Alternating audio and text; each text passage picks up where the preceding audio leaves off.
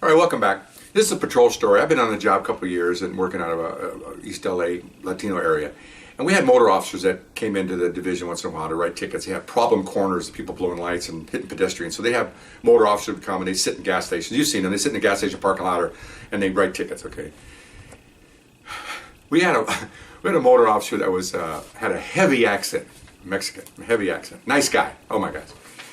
And we saw him at the station because he'd come in once in a while with an arrestee, or he'd come in and eat, and we'd be in the coffee room, and we had coffee room stories. Oh, I got a lot of coffee room stories. Real Cop Stories videos.com. Exploding eggs, boll weevils in food, officer gets shot. These are all coffee room stories. Look them up. They're fantastic, okay? Anyway, they're my stories. They're all good. Okay, anyway.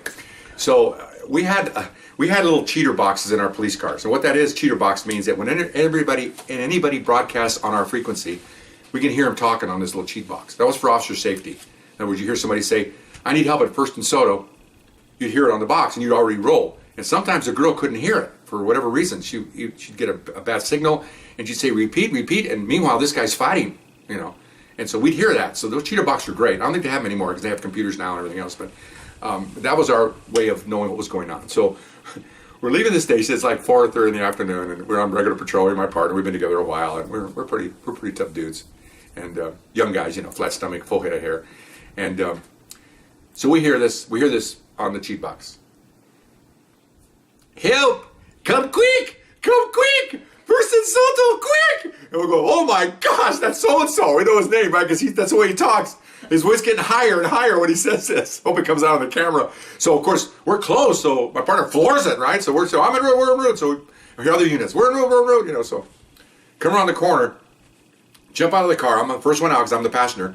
Jump out of the car and I'm running down not very far. I got my baton in my hand, and this is what I see.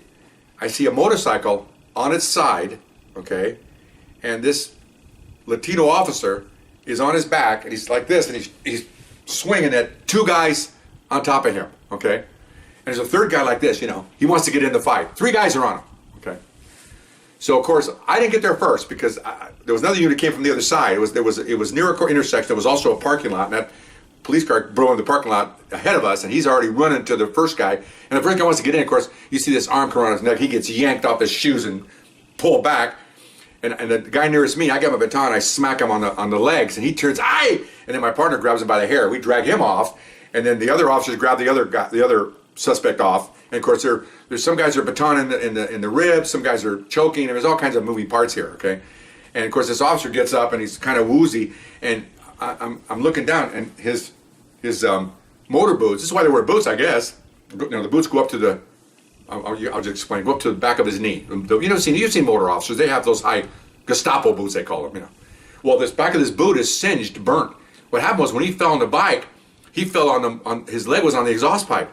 Okay, didn't go through, but it burnt the heck out of that leather. So if it had been his cap, it would have burned his skin off. So he's getting up and he's woozy. He's got blood in his head, and of course these guys are 30 seconds. They're in custody. They're down. A couple of guys are choked out. I mean, it's over. So we're helping him get his bike up. He's limping because of I think it kind of, I don't think it burned him, but it probably hurt him. But anyway, so, you know, supervisor there, a lot of cops there, 8 or 10 cops are there. What happened? So I run this guy a ticket, and he has a warrant. So I'm telling him he's got a warrant, and these guys get out of the car, and I said, well, just stay here. We have to call for a unit because you have a warrant, and I'm not going to jail. Well, yes, you are. Now I thought I should try to cuff him, and that was a mistake. I tried to cuff him, they all jumped me. Oh, great, you know.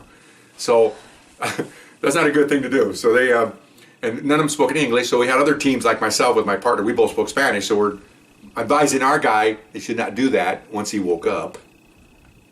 Get that one? Once he woke up. Okay. In those days, we could choke people out, so we choked him out. He woke up, 30 seconds later. But I told him that he shouldn't be doing that, and he understood. Okay now. When you got 3 on 1, that ain't right anyway. So took them all to jail. Got a police officer, warrants, all kinds of stuff, and he was okay. The motor officer, he limped back to the station, and his supervisor came out, make sure he was all right, and then somebody brought a police car, and they put him in the police car, took him over to the hospital, and then somebody else took his motor back to where the headquarters, and then he was looked at, and he was subsequently released, and somebody took him home because you don't want to. It's kind of a trauma, but it's not really necessarily physical, but you got to get the guy calmed down a little bit because he just got jumped. I mean, he could have easily gone for his gun, all kinds of stuff. And so okay, so that was the end of that incident. Like I said before, it never ends, okay? It never ends. So they had this character in our division that liked to make little drawings. And the next day he made a drawing, okay?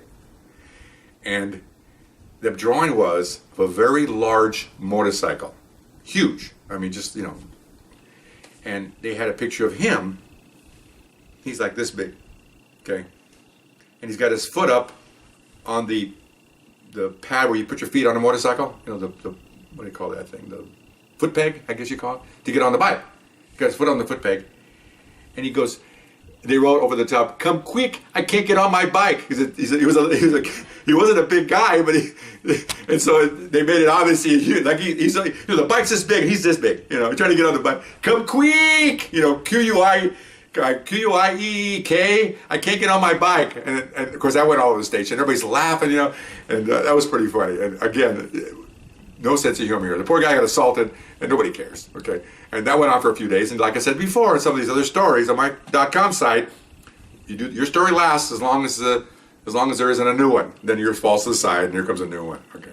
So that was Kome Queeek, and a really nice guy, and he was okay after that.